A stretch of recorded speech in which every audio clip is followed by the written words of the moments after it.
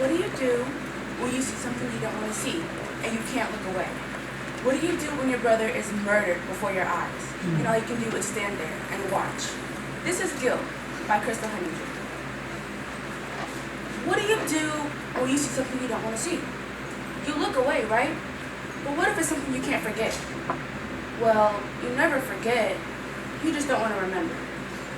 I saw my brother die. I watched him get murdered.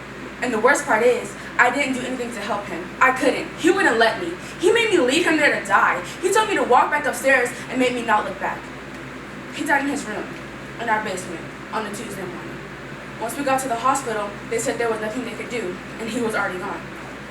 In the summers, when we were kids, my brother and I would go to the park every day, and he pushed me on the swings. On some days, the girl next door, Michelle, was tagging along. She and I didn't get along at first, but eventually, we became best friends. And my brother was jealous. I told him that he should hang out with us, even though he was a year older. And eventually, they hit it off. Years later, they even dated for a while, but I'm getting ahead of myself. And the summers when we were kids, my brother and I would go to the lake. It was a small lake, more like a pond. We'd go to the pond every day, feed the fish, and roll down the grassy hills. Sometimes we'd even land in the pond, but my brother always looked after us, and I hate myself for not looking after him.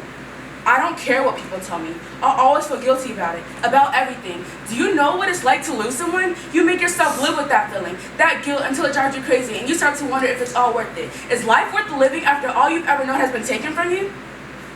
A few days after my brother's murder, it was all I could think about. I told the police everything. I was watching TV when I heard the back door open. Then I heard the stairs to my brother's room, the basement, squeak. Then he screamed. So, of course, I went down to see what was wrong. It was Michelle, my best friend.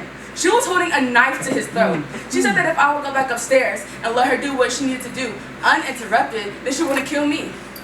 I started to argue, but my brother told me to go back upstairs and to not look back. I didn't want to, but I started up the stairs.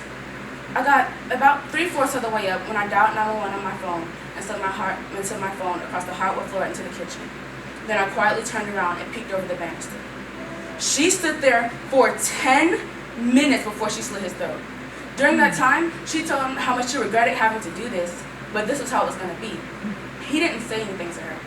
Then she said that if he would take her back, she wouldn't kill him. And for the first time in a really long time, I saw my brother cry. And as soon as she did it, I cried out.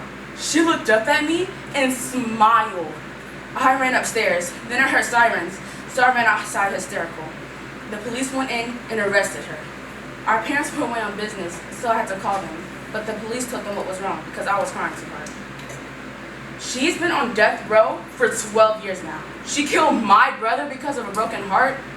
Don't even think about telling me what's wrong. I trusted her. She'd been my best friend. How could I have not seen this coming? How could I have been so blind? They had dated for about 3 months when they were both in college, and she started to get really possessive over him and wouldn't let him and I near each other when we all hung out. She seemed fine with it at first, but maybe there was more to it than that. Maybe this is what she wanted all along. But who knows? All I know is that she's getting what she deserves. But what about me? What am I supposed to do? My brother has been dead all these years and he is never coming back. I have to live with that. She won't live much longer. She will never know how much she hurt me, how much she hurt our family. My parents divorced shortly after the trial. Her parents moved out of state. Maybe she feels some pain for that, at least maybe. But even if she does, she won't have to live with her guilt much longer. I will. I want to forget. I want to forget everything. Sometimes I wish she would have killed me too, but she didn't. She just didn't.